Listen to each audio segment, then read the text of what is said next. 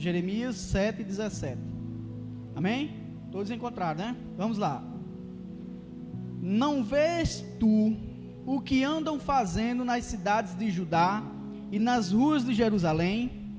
Os filhos apanham lenha, e os pais acendem o fogo, e as mulheres amassam a farinha, para fazerem bolos à deusa chamada Rainha dos Céus, e oferece libações a outros deuses, para me provocarem a ira.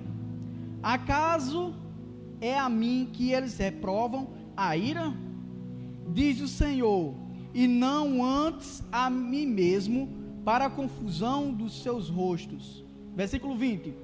Portanto, assim diz o Senhor Jeová: eis que minha ira e o meu furor se derramarão sobre este lugar, e sobre os homens, e sobre os animais, e sobre as árvores do campo, e sobre os frutos da terra, e acender-se-á, e não se apagará. Põe a mão na sua Bíblia, feche seus olhos e diga assim: Senhor, esta é a tua palavra, abre meus olhos espirituais e me ensina os seus caminhos. Podem assentar e aplaudam o nome do Senhor.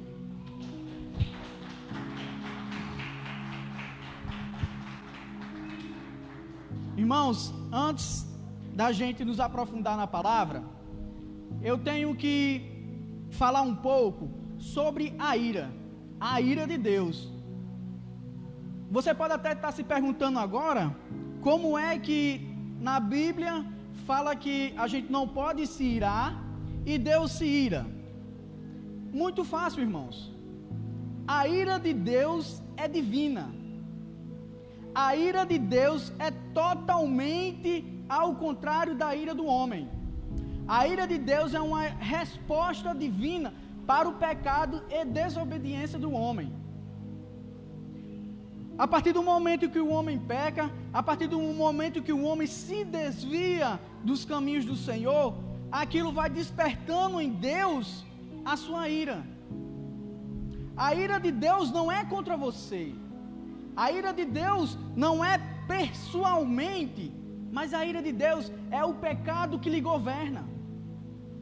Quando Deus fala aqui a Jeremias que irá derramar sua ira, não era pessoalmente com as pessoas de Israel, era contra a idolatria.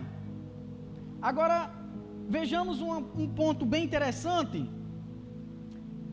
Do mesmo jeito que Deus derramou sua ira sobre a idolatria, essa mesma ira recorre ao homem, pega no homem, porque a carne sofre, a carne do homem sofre. Então, todas as vezes que você escutar a ira de Deus na Bíblia, não confunda com a ira dos homens, não confunda com o sentimento humano. Todos os sentimentos que refletem, todos os sentimentos que falam de Deus, eles são diferentes dos sentimentos humanos. Então a ira de Deus é diferente da ira dos homens. E agora, para nós nos aprofundar, Jeremias foi um profeta levantado por Deus, irmãos, para exortar, para chamar a atenção de Israel para a idolatria. O povo de Israel, a cada dia que passava, a cada ano que passava, se distanciava mais do Senhor. O povo de Israel, à medida que o tempo passava, os homens iam esquecendo do Deus que livrou eles do Egito, o Deus que livrou eles da escravidão.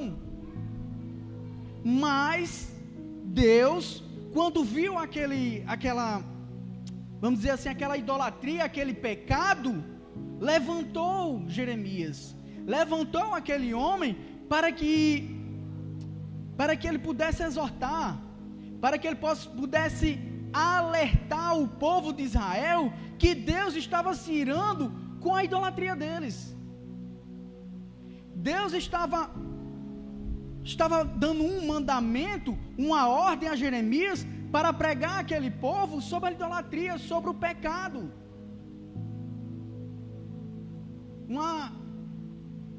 Uma coisa bem interessante é que Deus usa o inimigo de Israel, o rei da Babilônia. Deus deixa bem claro lá no versículo 25 do mesmo livro de Israel, Deus deixa bem claro que quem iria fazer o cativeiro daquele povo seria o rei da Babilônia. Olha só como Deus, vamos dizer assim, maquina uma coisa perfeita. Deus colocou no coração de Jeremias para que ele pudesse exortar aquele povo, para que ele pudesse chamar aquele povo novamente para uma aliança que um dia Deus fez com todo o povo de Israel. Então, irmãos, Jeremias adverte o povo por várias e várias vezes que a ira de Deus viria sobre eles.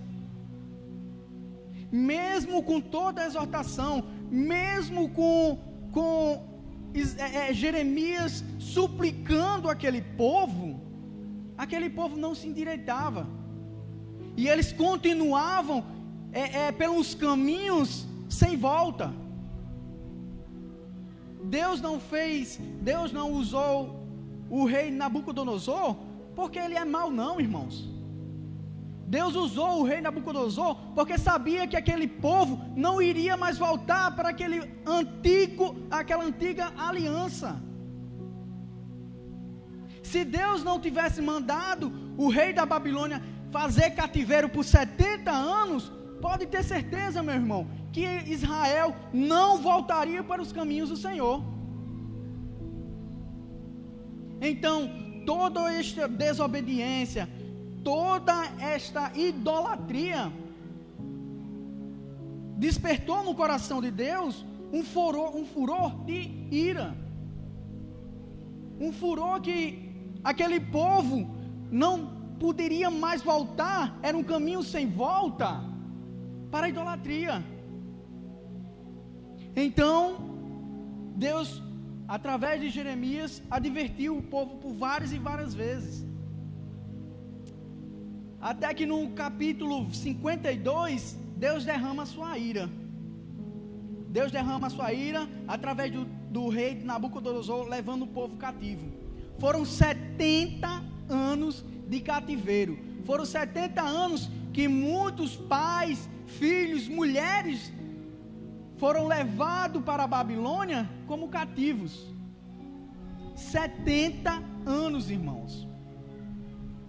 E olhe só a semelhança com o mundo de hoje. O povo está cada dia com o coração mais endurecido. O povo, eu vou dizer, o mundo, melhor dizendo, está cada dia com o coração mais e mais endurecido para a palavra do Senhor. A dificuldade maior de nós como igreja é chegar para uma pessoa e tentar, porque nem conseguimos falar alguma coisa, conseguimos. A pessoa diz logo assim: não, eu tenho Deus no coração, mas a pessoa mente, mas a pessoa tem ídolos de barro, ídolos de madeira. Será mesmo que esse povo tem Deus no coração como sua prioridade? E assim como no tempo de Jeremias, Deus também derramará sua ira sobre essa terra. Deus também tem uma profecia de que um dia vai varrer essa terra pecadora deste mundo. E nós somos os novos Jeremias. Cada um de nós aqui tem a obrigação, tem o dever de exortar o povo, exortar o mundo sobre esta ira que virá. A ira de Deus virá, e ela, irmãos, eu estava falando com o pastor, eu não sei se foi domingo, eu não lembro, um dos últimos cultos, que o que a gente mais escuta do povo é assim: ah, mas só Deus pode me julgar, só Deus pode falar dos meus pecados. Meu irmão, a justiça de Deus, o julgamento de Deus é reto. Só para vocês terem um exemplo, lembre agora de qualquer pessoa no seu coração aí, pode lembrar de qualquer pessoa. Se no dia do julgamento, por mais que essa pessoa não tiver aceitado a Cristo, o que você faria? Deixaria ela entrar no céu ou não? Não precisa responder não, mas deixaria ou não? Olhe só, mas a justiça de Deus, como ela é reta, como ela é maravilhosa, não entraria, meu irmão. Então, as pessoas, por inocência ou por não conhecer a palavra, dizem exatamente assim: ah, só Deus pode me julgar. Mas, meu irmão, a justiça de Deus, ela é reta. A justiça de Deus, ela é pura. Então, irmãos, o mundo está cada dia mais distante de Deus. Por mais que nós pregamos, por mais que nós evangelizamos, o povo entra no ouvido, como aquele velho ditado, entra no ouvido e sai no outro. O apóstolo Paulo, falando lá em Colossenses 3, capítulo 3, versículos 5 e 6, diz assim, ó: mortificai, pois, os vossos membros que estão sobre a terra, a prostituição, a impureza, o apetite desordenado, a vis concupiscência e a avarez, que é a idolatria. Versículo 6, ele diz assim, ó: pelas quais vem a ira de Deus sobre os filhos da desobediência. Paulo está exortando, está mostrando à igreja de Colosso tudo aquilo que desperta a ira de Deus. Não é apenas no Antigo Testamento que Deus se ira, não. Porque tem muita gente que diz assim: ah, o Deus do Antigo Testamento é diferente do Novo. Não, irmãos. O mesmo amor, a mesma justiça e a mesma ira do Deus do Antigo Testamento é o do Novo Testamento. A ira de Deus que prevaleceu sobre aqueles homens de Israel, o rei da Babilônia, levando eles cativos, é a mesma ira que será derramada sobre o filho do pecado, os filhos da desobediência hoje. Você está entendendo, irmão? A gravidade da situação que o mundo está. A cada dia que passa é mais difícil, é mais até mesmo doloroso para nós, quando a gente tenta evangelizar e a pessoa não recebe aquela palavra. É doloroso, irmão. É doloroso porque você sabe que pode ser a última chance dele, pode ser a última chance dela. E a Bíblia fala que cada alma é preciosa para o reino de Deus.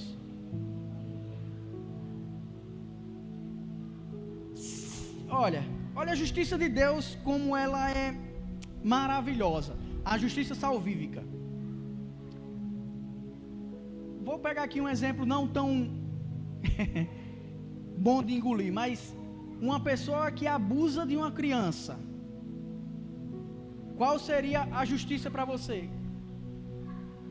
Para mim, eu vou dizer, para mim é cadeira elétrica. Mas você sabe o que é que Deus diz? Por mais que ele seja um pecador, ele merece a salvação. Essa é a justiça salvífica de Deus. Por mais errôneo, por mais errôneo que a pessoa seja, por mais erro que nós temos cometidos, Ele nos dá a salvação. Ele nos chama para a salvação. E tudo isso, irmão, não é apenas para quem está lá fora, não. É também para quem está aqui dentro da igreja. nós como igreja, nós como o corpo de Cristo, temos que estar todos os dias vigiante. Todos os dias nós temos que estar vigilante, porque podemos cair. Ninguém que está nessa terra está blindado 100% dos pecados dessa terra, do pecado que o diabo pode nos proporcionar. Então quem está dentro da igreja também tem que ficar vigiante para essas coisas. Quantas e quantas pessoas nós conhecemos, um dia esteve no caminho do Senhor e hoje está desviado. Quantas e quantas pessoas nós achamos assim, rapaz, que homem crente, que mulher crente, e hoje está no mundo do pecado.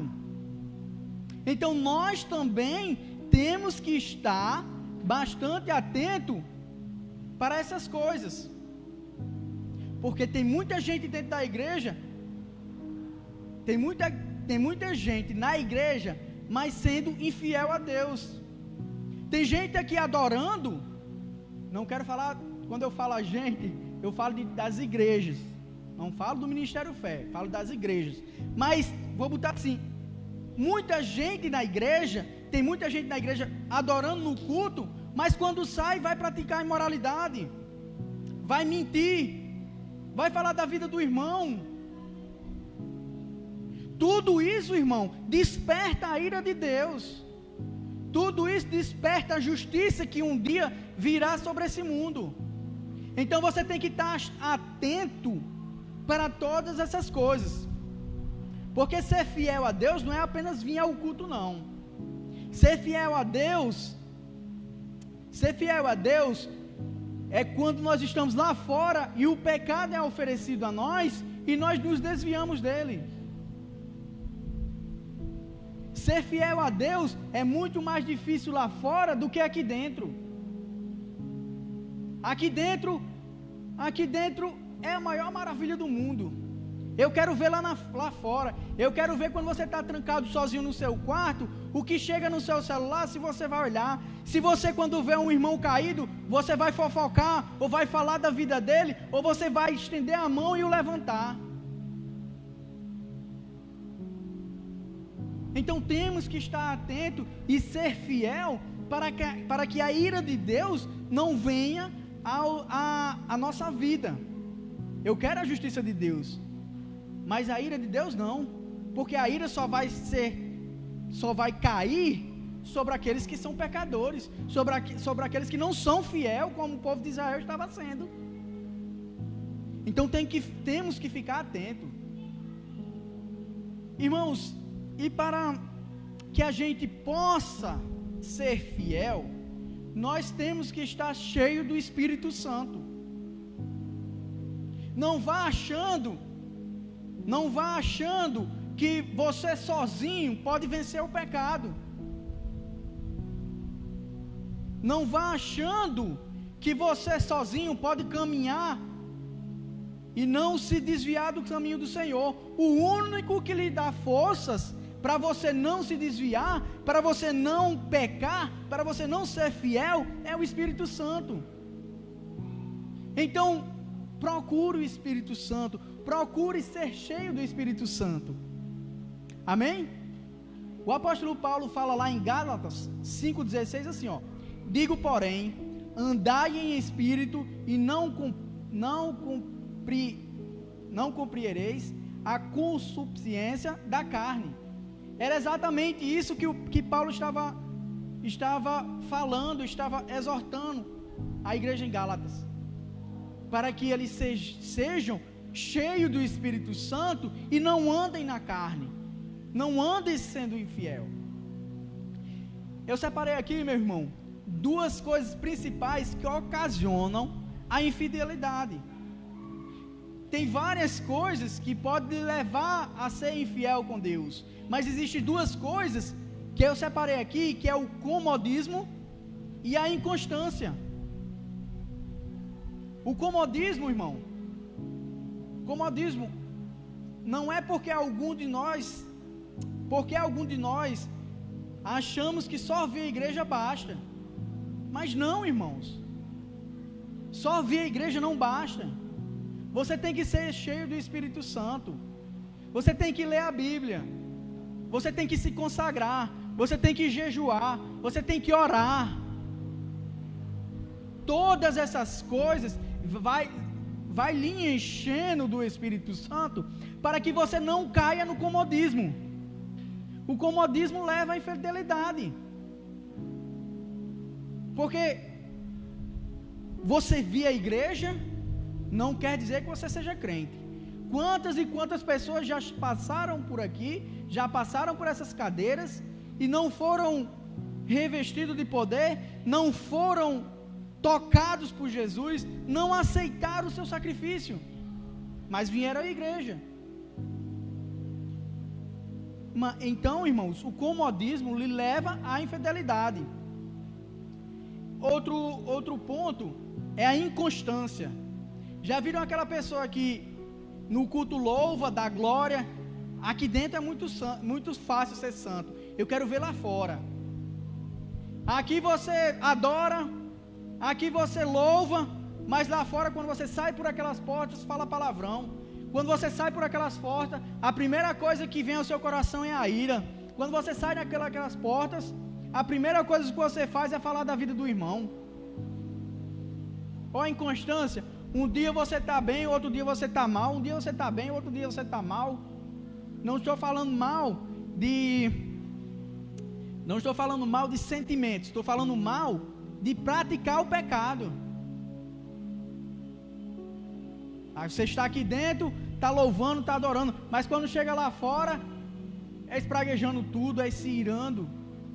Então a inconstância leva à infidelidade. A infidelidade é tão grave, irmãos. Volta lá em Jeremias para me mostrar um versículo aqui, Jeremias 16. Olha aqui o que é que Deus diz ao profeta Jeremias. 7:16. No mesmo capítulo que a gente leu. Deus diz assim, tu, pois, não ores por este povo, nem levante por ele clamor ou oração, nem me importunes, porque eu não te ouvirei. Irmãos, a infidelidade daquele povo era tão grande, a infidelidade do povo hoje é tão grande, daquele povo, aliás, era tão grande, que Deus pediu a Jeremias para não orar por aquele povo. Olhe como é sério, olhe como é horrível a infidelidade. Deus pediu a Jeremias para não orar, Deus pediu a Jeremias para não interceder por aquele povo. E o povo não entende hoje que a infidelidade dele levará ao túmulo eterno, que é o inferno.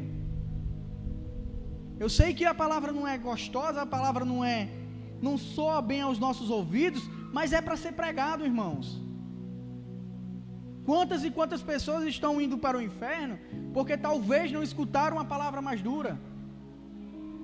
Talvez alguém não chegou com autoridade de uma palavra que pudesse quebrar aquele coração rochoso, aquele coração de pedra. Então tem que ser pregado.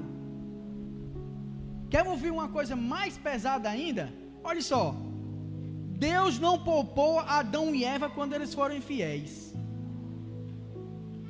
Deus não poupou o povo no tempo de Noé quando eles foram infiéis. Deus não poupou a cidade de Sodoma e Gomorra. Deus não poupou ao primeiro rei que ele levantou em Israel, que foi Saul, por causa da sua infidelidade. Deus não poupou Davi, que era o segundo o seu coração nessa terra, porque um dia ele foi infiel com ele. Deus não poupou a Jonas, que ele levantou como profeta, quando ele se recusou a fazer a vontade de Deus. Deus não poupa os infiéis, irmãos. Meu irmão, Deus não poupou Jesus do Calvário. Não porque Jesus pecou, mas porque era necessário Jesus padecer, se entregar, ser dilacerado naquela cruz. Lá na última oração, Jesus pediu a Deus para que lhe livrasse daquele cálice, livrasse ele daquela separação entre o pai e o filho. Deus não poupou. Para concluir aqui, irmãos, você acha mesmo que Deus poupará esta geração? Você acha mesmo que Deus poupará essa geração por causa da sua infidelidade? Deus não poupará. A ira de Deus virá a esta geração. A ira de Deus virá sobre os homens infiéis. A ira de Deus virá sobre a ira de Deus virá sobre as mulheres infiéis. Mas eu tenho certeza que o Ministério Fé vai continuar fiel até o último dia das nossas vidas, até a sua igreja ser arrebatada, irmão. Temos que estar fiéis a Deus a todo momento. Faça essa pergunta aqui agora no seu coração: será mesmo que eu estou sendo fiel a Deus? Será mesmo que eu estou agradando a Deus? Será mesmo que tudo que eu estou fazendo está sendo de uma pessoa mais fiel ou mais infiel? Se examine, olhe para dentro do seu coração. Só você e Deus sabem o que passa no seu coração. Amém, irmãos? Pode ficar de pé e aplaudir o nome do Senhor.